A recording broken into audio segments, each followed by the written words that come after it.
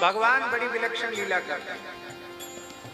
नरसिंह जी की दादी बहुत दुखी रहती थी। दुख का कारण तो एक तो ये था कि मेरे ही जीवन काल में, मेरी वृद्धावस्था में मेरा पुत्र अभी बहुत आयु नहीं थी, वो चला गया और मेरी बहू भी चली गई। एक पोता है और दूसरा है ये बहुत छोटा है। हमारे तो भजन साधन का समय था, अब हमको इस बच्चे की ममता में समय व्यतीत करना पड़ रहा है। उसके दो कारण हैं। एक तो बंशीधर जो नरसिंह जी के बड़े भाई, जो कम से कम 10-15 वर्ष नरसिंह जी से आयु में बड़े थे,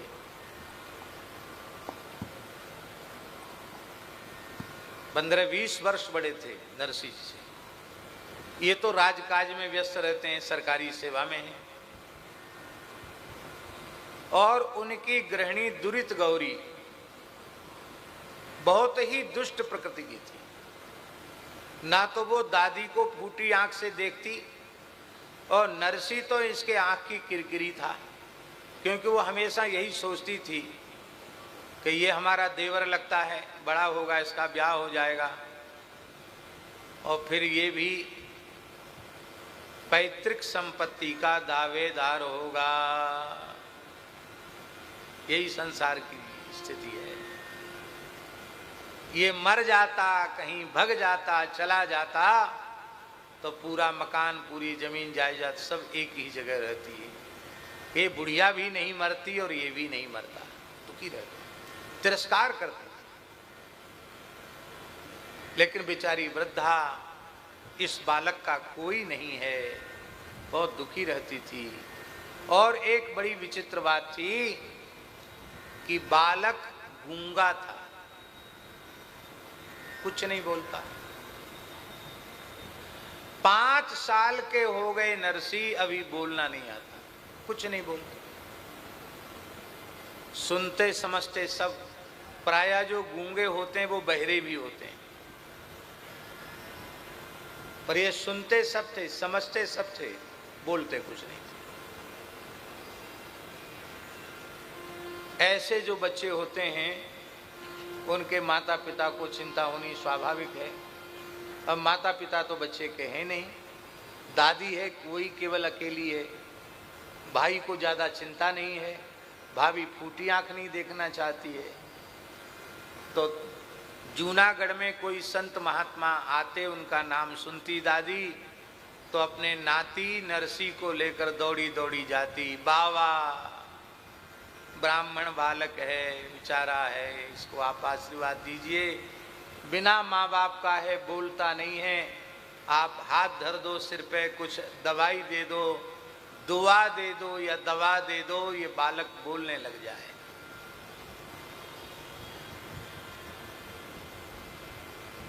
एक दिन की बात है, एक सिद्ध संत, भगवान शिव का प्राचीन मंदिर था, उसमें एक सिद्ध संत पधारे।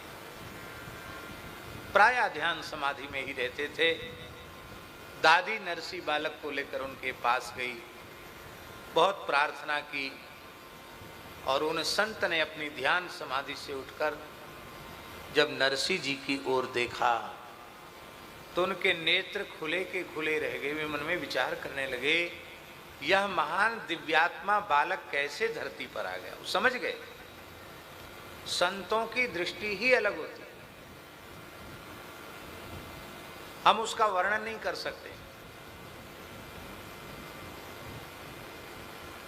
परम श्रद्धेय प्रातस्मरणीय गौ ब्राह्मणोपासक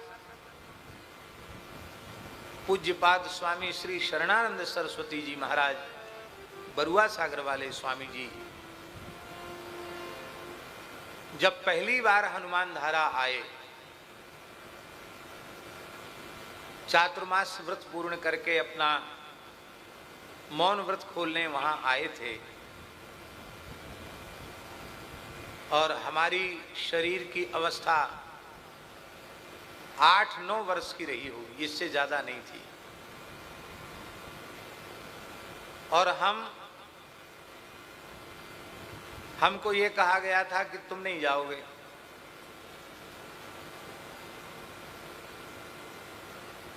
पिताजी की ड्यूटी लगी थी, वह स्कूल के विद्यार्थियों को लेकर पहाड़ी की सफाई और वहाँ सब व्यवस्था में थे।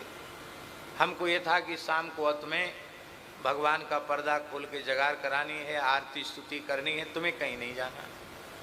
लेकिन हमने जल्दी जल्दी ठाकुर जी का करके और कैसे भी हमें संत दर्शन हो जाए, गांव से दौड़ लगाई हनुमान धारा तक। रास्ते में कोई एक साइकिल वाले मिल गए, महाराज कहाँ जा रहे हैं? हमने कहा हनुमान धारा। यहाँ थोड़ी हनुमान धारा तो दूर है। थोड़ा थोड़ा दिन डूब गया था और अंधेरा सा हो रहा था और हमको ये संभावना थी कि स्वामी जी चले गए, लेकिन फिर भी आशा में दौड़ रहे थे। उस बेचारे व्यक्ति ने साइकिल के कैरियर पर बिठाया और हमको दूर से दिखा दिया कि वो है हनुमान जी का मंदिर, हनुमान धारा। कम से कम 2.5-3 करोड़ रुपए लगेगा, क्योंकि मार्बल पत्थर आ रहा है और काम भगवत कृपा से चल रहा है। निकट भविष्य में हनुमान धारा मंदिर का भी दिव्य स्वरूप सबके सामने प्रकट होगा और श्री हनुमान जी की कृपा से, राम राजा सरकार की, गुरुजनों की कृपा से एक बहुत विराट यज्ञ और एक विशाल उत्सव उस मंदिर के जो पुनः जो उसका उद्घाटन होगा, उस पर एक विराट उत्सव होगा। काम चल रहा है त्वरित गति से और भगवान की कृपा से मंदिर तो ऐसा बन जाएगा मार्बल का, जिसमें सीमेंट का, चूने का, लोहा लंगड़ का कोई प्रयोग नहीं। मार्बल का, मकराने पत्थर का ऐसा सुंदर मंदिर बन जाएगा कि 100-500 साल नहीं, हजारों वर्ष तक उसका कुछ नहीं बिगड़ा, हजारों वर्ष तक।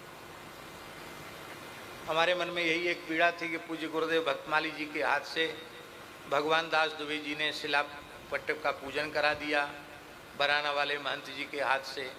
इतने लंबे समय तक काम नहीं हो पा रहा है और काम का भार इतना भगवान की कृपा से सिर पर है सब जगह का कि बड़ी कठिनाई। लेकिन मन में ये बड़े दुख की बात थी कि इतने लंबे समय के बाद भी गुरुदेव का कार्य नहीं हो पा रहा है। हमारे खेड़ी घाट वाले, धूनी वाले दादाजी की परंपरा के छोटे सरकार, उन्होंने कहा नहीं, गुरु जी का काम होना चाहिए, हम सब लोग मिलजुल कर कुछ न कुछ करेंगे और भगवत कृपा से कार्य शुरू। तो पुराना जो मंदिर था, पुराना जो दालान जैसी थी, वहाँ बैठकर स्वामी जी जप कर रहे थे और चारों ओर से रस्सी से वहाँ घेरा हुआ था जो स्वामी जी के निकट कोई न पहुँचे। हम पिलर के पास बैठ गए, अपने जीवन की सत्य घटना बता रहे हैं और स्वामी जी जप कर रहे थे गोमुखी में हाथ डाल के। और जप के बाद जैसे ही उन्होंने नेत्र खोले तो हम सामने नहीं बैठे थे, हम ऐसे किनारे में बैठे थे। तो उन्होंने ऐसे अपना मस्तक घुमाया और नेत्र खोलकर सबसे पहले मेरी ओर देखा। ये प्रथम दर्शन था और हमको देखकर देखते ही रह गए वो। हम समझते हैं 1-1.5 मिनट तक उनके पलक ही नहीं गिरे, लगातार देखते रहे, हम भी देखते रहे उनकी ओर। इसके बाद उन्होंने हरिशरणम हरिशरणम कीर्तन कराया और फिर कीर्तन करा के ही मौन खोला और फिर तुरंत हमको ही बुला। बीच में कोई माध्यम नहीं, किसी ने परिचय दिया हो या कोई बीच में माध्यम बना हो, ऐसा कोई नहीं। सीधे उन्होंने मेरे ऊपर कृपा की, मुझे निकट बुलाया। हमारी चोटी देखकर बड़े प्रसन्न हुए। जनेऊ हमारा 8 साल की उम्र में हो गया था। तो चोटी देख के प्रसन्न हुए और उन्होंने सबसे पहले पंडित जी कहा पंडित जी कुछ सुनाओ। तो पहले तो हम थोड़े सकुचाए, बाद में हमने श्रुत कमला कुछ मंडल धृत कुंडली ये सबसे पहले उनको सुनाया और उसके बाद वो बाद में निकटता बढ़ती चली गई। फिर बरुआ सागर भी रहने का अवसर मिला, बाद में पूज्य गुरुदेव भक्तमाली जी ले गए।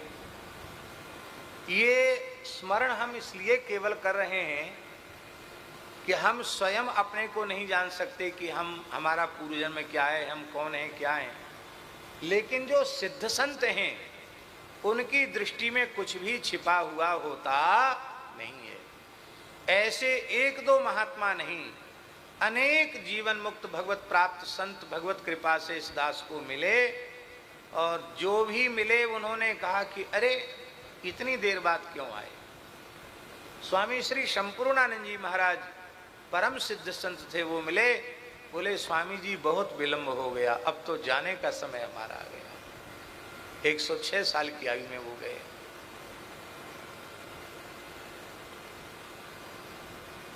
हमको 2000 में वो मिले और 2003 में भगवत धाम चले गए, ब्रह्मलीन हो गए। अनेक संत ऐसे मिले जो बहुत उच्च कोटि की अवस्था में पहुंचे हुए थे, और वे मिले तो ऐसा नहीं लगा कि ये पहली बार मिल रहे हैं, ऐसे लगा न जाने कितने जन्मों से इनसे हमारा संबंध है। ये निश्चित कोई जन्मांतरीय संयोग है, हम क्या जाने, पर महापुरुष जानते हैं, भगवान जानते हैं किस जीव का क्या स्वरूप है, कौन कहां से आया है, किसके द्वारा क्या काम हो।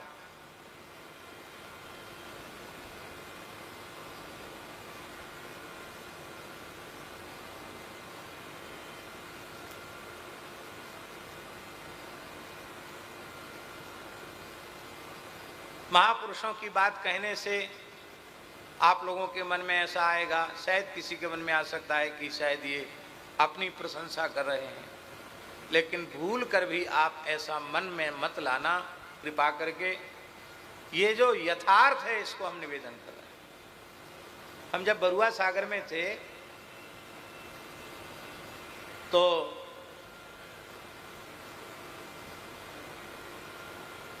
इस क्षेत्र के सर्वोपरि विद्वान, काशी में जिन्होंने अध्ययन किया, श्रद्धेय वंदनीय पंडित श्री भागीरथ जी आचार्य जी, वो स्वामी जी के निकट जाते थे, यज्ञाचार्य भी होते थे वो। तो दद्दा ने बरुआ सागर, मेरे सामने की बात है, दद्दा ने स्वामी जी से कहा बुंदेली भाषा में, ये क्या पढ़ा रहे, इसको क्या पढ़ा रहे हो। उनके कहने का भाव था कि यहाँ बढ़िया पढ़ाई नहीं तो बनारस भेज दो, संस्कृत ही पढ़ना है तो ये क्या पढ़ा रहे। पंडिताई तो हमारे घरे हो, तो पंडिताई लाख तो घर में ही पढ़ा दें, ये क्या पढ़ा रहे। उस समय पूज्य स्वामी जी ने कहा था, हमें पूरा याद है, बोले आचार्य जी आप नहीं समझेंगे इसको, ये केवल पूजा पट्टी यज्ञ कर्मकांड कराने वाला पंडित नहीं बनेगा, लाखों लोगों का मार्गदर्शन होगा इनके द्वारा। पूरी दुनिया का मार्गदर्शन होगा इसके द्वारा। और ये आप लोगों के जैसे गांव-गांव घूमने वाले नहीं होंगे, ये पूरे दुनिया की यात्रा करेंगे, हवाई जहाज से चलेंगे। हम तो उस समय हवाई जहाज भी नहीं जानते थे, गांव के लोग ऊपर उड़ती चील गाड़ी कहते थे, चील जैसी चलती ना तो चील गाड़ी कहते थे। अब तो जैसी घर की साइकिल हो ऐसी यात्रा हवाई जहाज की हो गई, न चाहते हुए भी करनी पड़ती है। तो उन्होंने जो कुछ कहा था वो अक्षरशः सत्य दिखाई पड़ रहा है। तो उन्होंने कुछ न कुछ अपनी दृष्टि से देखा होगा, तब उन्होंने बोला, समय व्यतीत हो जाता है। तो वे सिद्ध संत जो थे, वे बालक नरसी की ओर देखकर ठगे से ठगे रह गए।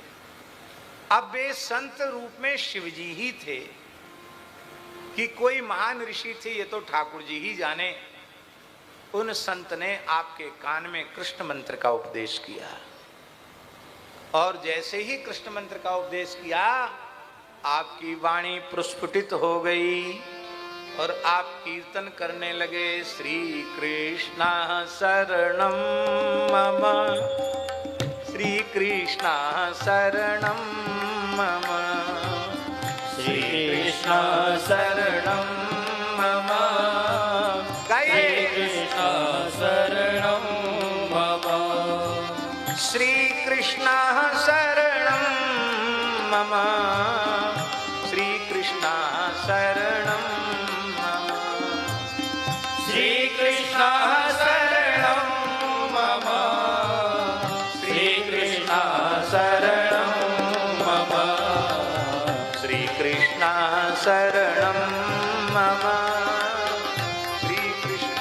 शरणम मम, श्री कृष्ण शरणं मम, श्री कृष्ण शरणं मम, श्री कृष्ण शरणम मम, श्री कृष्ण शरणम मम, श्री कृष्ण शरणं मम, श्री कृष्ण शरणं मम, श्री कृष्ण शरणम मम, श्री कृष्ण शरणम मम, श्री कृष्ण शरणं मम, श्री कृष्ण शरणं मम। संत ने सिर पे हाथ रखा, कृपा की, और नरसिंह जी भगवान नाम से ही उन्होंने बोलना आरंभ कर दिया। दादी का तो रोम रोम खिल गया, हमारे नाती की आवाज आ गई, नाती बोलने लग गया और वह प्रसन्नता से घर आई। पर कल हमने एक वाक्य कहा था, तेरे मन कछु और है, करता के कछु और। दादी तो सोचती थी कि मैं अभी बहुत दिन और जीऊंगी, लेकिन अब दादी का समय भी पूरा हो गया। और लेकिन दादी तो दादी थी। नरसिंह जी ने बोलना आरंभ किया, नरसिंह जी का यज्ञोपवीत संस्कार हो गया और दादी पीछे पड़ी रहती थी कि मैं अपने पोते की बहू देख के जाऊं। और नरसिंह जी अभी बालक ही थे।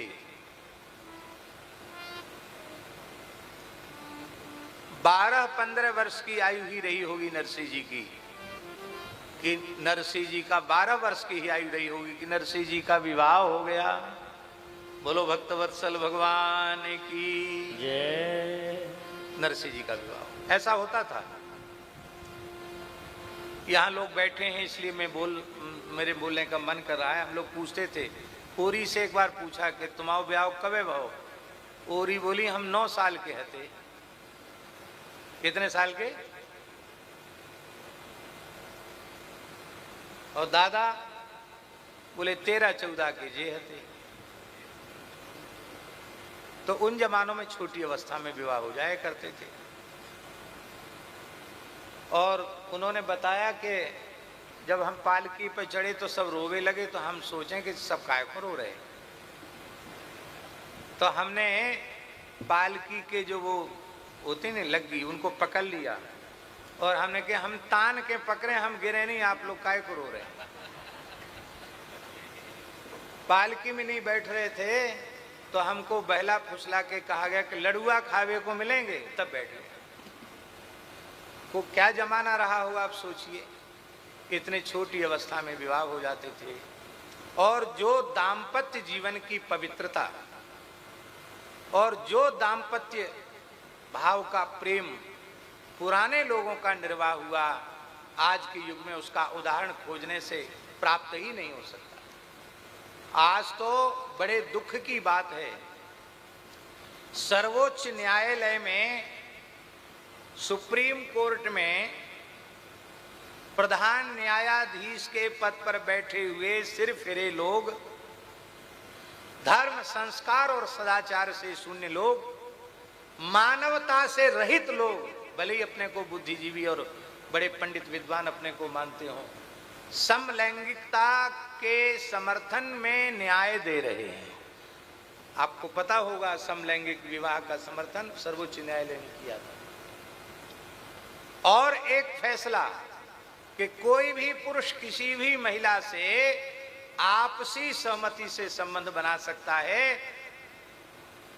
कानून की दृष्टि से वो अनुचित नहीं है। कोई भी स्त्री किसी पुरुष से संबंध अपनी आपसी सहमति के आधार पर बना सकती है, उसमें न्यायालय का कोई प्रतिबंध नहीं है। अरे भाई, तुम सर्वोच्च न्यायाधीश के पद पर बैठकर ऐसे निर्णय सुना रहे हो, कितने कल्पों तक नरकों में तुम्हें पड़ा रहना पड़ेगा, इसकी परवाह नहीं है तुमको।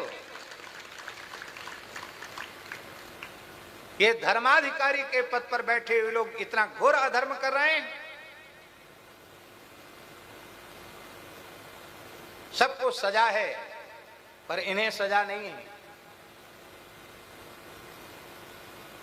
वकीलों का उग्रवाद अलग है, जजों का उग्रवाद अलग है।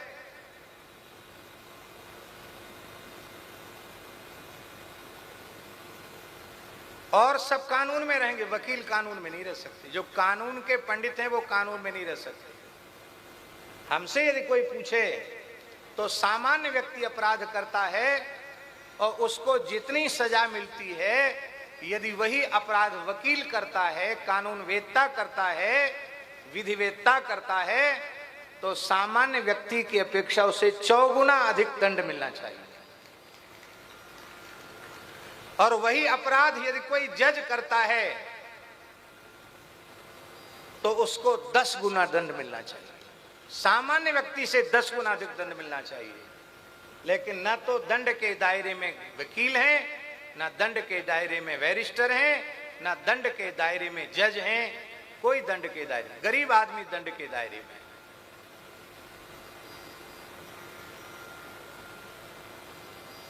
कैसी स्थिति हो रही है देश की।